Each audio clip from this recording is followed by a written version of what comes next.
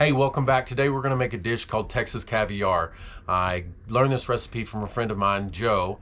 She actually surprised me one day with it. It was delicious. The fable of the story is that the dish was originated from Dallas, Texas in the 1940s. Obviously, it's not caviar by any means, but it's a southern dish and it is bright, flavorful. It's delicious. A lot of people will actually use it as a dip. They'll dip crackers or chips in it, and I use it as just a side dish. You let it marinate for a little bit, 30 minutes, and then you can save it for up to a week and use it as a side dish every day. And the longer it marinates, the better it gets. So stick around. We're gonna make it today and enjoy.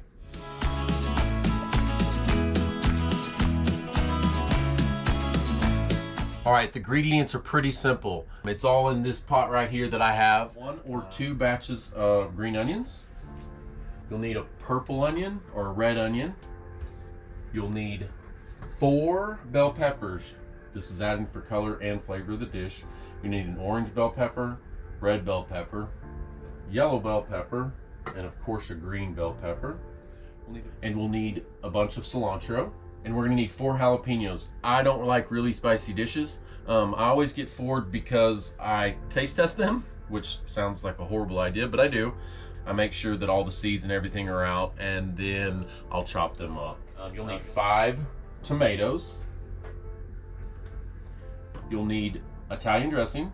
You'll need a can of white hominy, a can of corn, a can of yellow hominy, or golden, and 2 more cans, 1 can of black beans, and a can of chickpeas or garbanzo beans. Now that we have all the ingredients out of the way, you'll need to grab a strainer. All of the cans that we're going to use today, we're straining everything out of them. There are 5 cans. So grab my strainer. Everything in the bus, like I mentioned previously, all folds flat. Save me space and room so I can hold more junk. So let's go ahead and open that up. I'm going to get all of these drained out, and then we're going to throw them in the pot. As you're draining them out, go ahead and rinse all the vegetables off.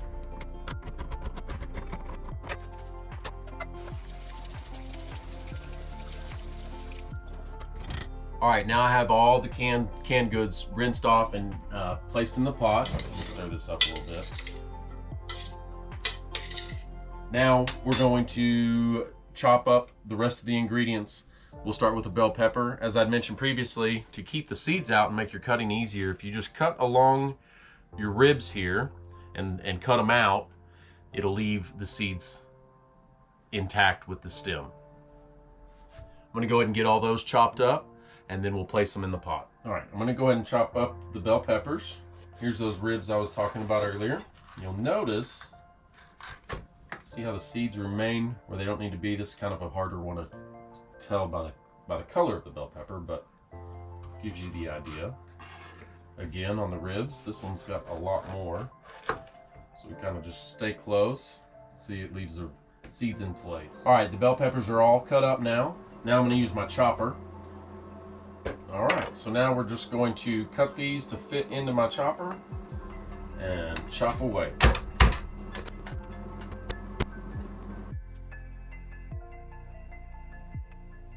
Telling you, it looks really good all together. You go ahead and dump that in the pot. Okay, now we've got the bell peppers in the pot. Go ahead and bring this over into view. Now we'll start stirring so you can just see the different colors pop. That Italian dressing adds a lot of tangy goodness to the dish. It's really good. Let's go ahead and get our green onions in. We're gonna go ahead and cut the ends off, the root ends. Tomatoes in half, so that way we can run them through the chopper as well. All right, the tomatoes are chopped. We're gonna go and dump those over into the pot as well. The pot's getting pretty full. Go ahead and take the end off and then chop it in half long ways and check out all the seeds. I actually have a tool to remove the seeds, which I'm just now remembering. We're almost done, so. Let's just go ahead and live on the edge. Let's go ahead and put the other one in as well. I might regret it later. We really only have 3 more ingredients remaining. I'm gonna go ahead and go to the purple onion.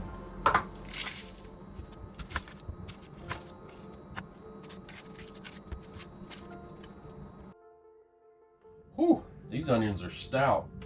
Putting a couple tears in my eyes. All right, as you can see, the pot is almost full. So we're gonna have a tough time mixing this up. Look at the colors, they're amazing.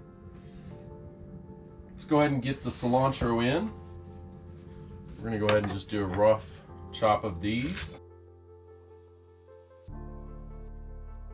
Okay, the rough chop is complete. Let's go ahead and move that over to the pot as well. All right, the last thing we're gonna add is Italian dressing.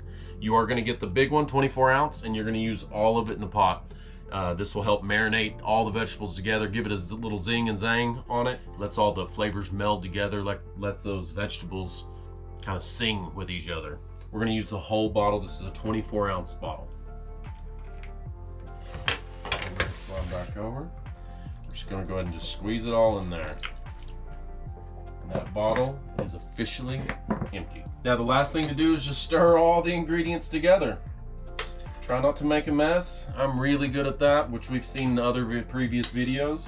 We just want to make sure that we get all the way to the bottom. Get everything mixed up. Just season to your liking. Just remember there is salt in that Italian dressing. After you've added the salt and pepper, go ahead and make one final stir. All right, now this is like a rotisserie chicken. You just set it and forget it. Let it marinate in the sauce for about 30 minutes. And then it's good to go. You can go ahead and try some now, but if you let it rest for about 30 minutes and let it just mingle in the container together, I'm telling you the flavors will pop. So I'm gonna do that. I'm gonna wait about 30 minutes and then I'll come back and do a taste test, wrap it up. A few moments later. All right, 30 minutes have come and gone. I'm gonna go ahead and move this under the second camera view so you can see the colors involved in this. Telling you what, it's bright and vibrant and delicious. Let's go ahead and give it a taste test, shall we?